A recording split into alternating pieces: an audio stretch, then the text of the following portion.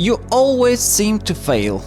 And with every failed attempt, you become more and more frustrated and annoyed with yourself. If you don't succeed, you just didn't want it enough, and the failure is all you.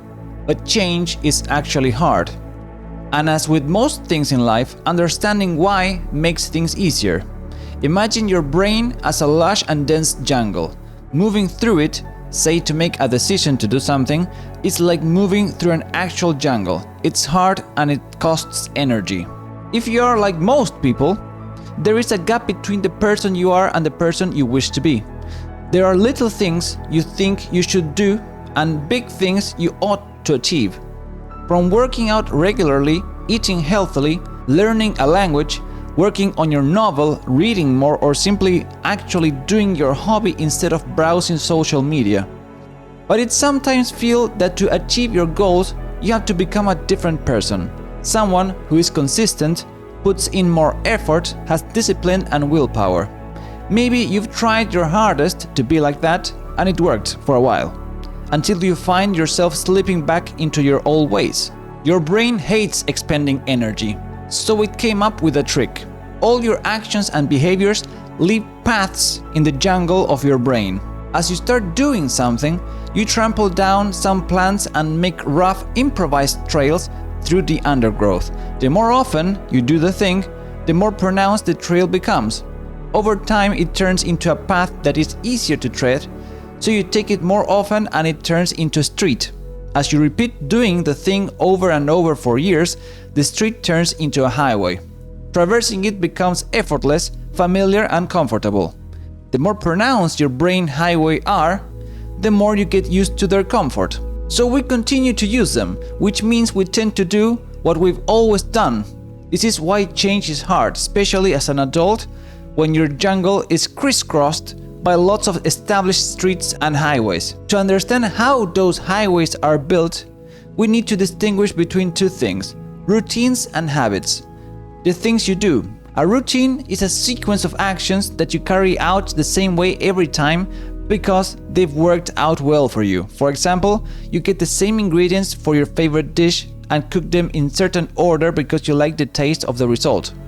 Or before going to bed, you set an alarm at 6:30 because this is when you want to get up. Imagine routines as being executed by a wise planner. It's slow and analytical, responsible for strategizing and mental calculations. The planner is aware of the future and carefully considers what kind of results you want. Based on that, it chooses actions to achieve specific outcomes even if they are uncomfortable, like taking a shower after getting up. Routines can eventually turn into habits, which feels much easier because they're basically a sequence of actions carried out without thinking about them. You've done them so often before that your brain considers them rewarding and a great response to a situation. So a habit can feel like you're on autopilot. You don't have to convince yourself to do something that's a habit, you just do it. The important thing about habits is that they are set in motion by triggers, context cues that can be single things or entire situations, that give your brain the signal to start the behavior or action. You already have a lot of triggers in your life, like when you see your phone, you almost always unlock the screen. Or you reach for the seatbelt when you sit in a car. Or when you buy your coffee before work. You also get a cookie even though you aren't actually hungry. Habits are executed by an impulsive toddler. It responds to your immediate desires based on what's around you, without considering any longer-term goals. For the toddler, the future doesn't exist, and it hates hard work. So when it notices a trigger, it steers you to take this easy road inside your brain that leads to a familiar, rewarding result. If you get coffee, the toddler also wants the cookie just because that's what you get every morning. This rewarding feeling is also how most of your bad habits started. Chocolate is tasty, browsing Reddit is occasionally mildly entertaining. This is why you repeat these actions, even if they're bad for you. Rewarding feelings associated with an action demand to be repeated, and so a bad habit is born. While the toddler sounds like a built-in sabotage mechanism, it is as important as the wise planner and actually they work together most of the time. You need your wise planner for thinking big thoughts and parallel parking and doing your taxes. But letting your wise planner do everything would cost too much energy. Outsourcing mundane and repetitive tasks to habits managed by the toddler allows your brain to easily manage your daily life while dealing with more complex mental challenges at the same time. So if we want to change and introduce a new behavior into our lives, we can actually use these energy-saving mechanisms to make it easier. We'll focus on small things, not big ones. Improving your life a little is so much better than aiming high and changing nothing, especially because small changes can do a lot over months and years. How to build a habit? If you want to make a change easier, the best way may not be to force it with willpower, but to convince your brain that it's not a big of a deal, by creating new routines and then turning them into habits. You want your wise planner to construct that first trail and then use your toddler to help initiate the action effortlessly. Let's say you want to work out to be fitter, a very common goal.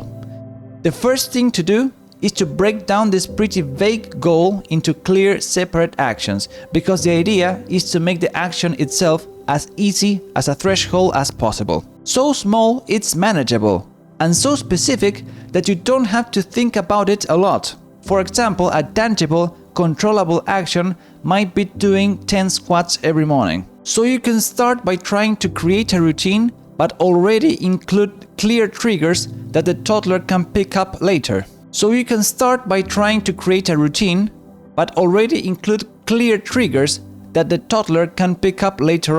Remember, a trigger is nothing more than a signal that you can always associate with the action. They can be visual pointers like seeing a particular object like your training outfit or a certain time of day, or a designated place like a nearby park, or even better, all of these things combined. The important thing is that you always start doing your action in a specific context. This trigger is the start button that will eventually set off the action automatically. So to establish a home workout habit with 10 squats to begin with, you could make sure to always do them with your exercise gear on at the same place and time, like in your living room at 8 a.m. Once you have your trigger and action, all you need to do is to repeat them regularly, ideally every day. If you keep going, they will change from a routine to a habit, from a trail to a highway. Don't get this wrong, the squats will still take you energy to do, but the decision to do them will feel much less like a chore and more like a regular part of your day. While this is simple, it's not easy. Many things you want to turn into habit don't offer as much instant gratification as wasting time on Reddit. To make your new action easier to repeat and more likely to be picked up by the toddler, try to make it pleasurable. Not necessarily by rewarding yourself after you've done it, but by making the action or behavior itself more enjoyable. Like only listening to your favorite podcast while working out, or chipping away at your taxes while you wait for your favorite game to load the next round. You need to figure out what works for you.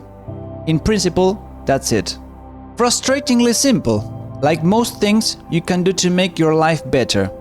How long it takes for your toddler to take over and establish a habit varies widely. It depends on the behavior you're trying to get used to, what kind of person you are, your stress levels, and many more things. It takes anything between 15 and 250 days until a new habit is kicked off automatically by its trigger.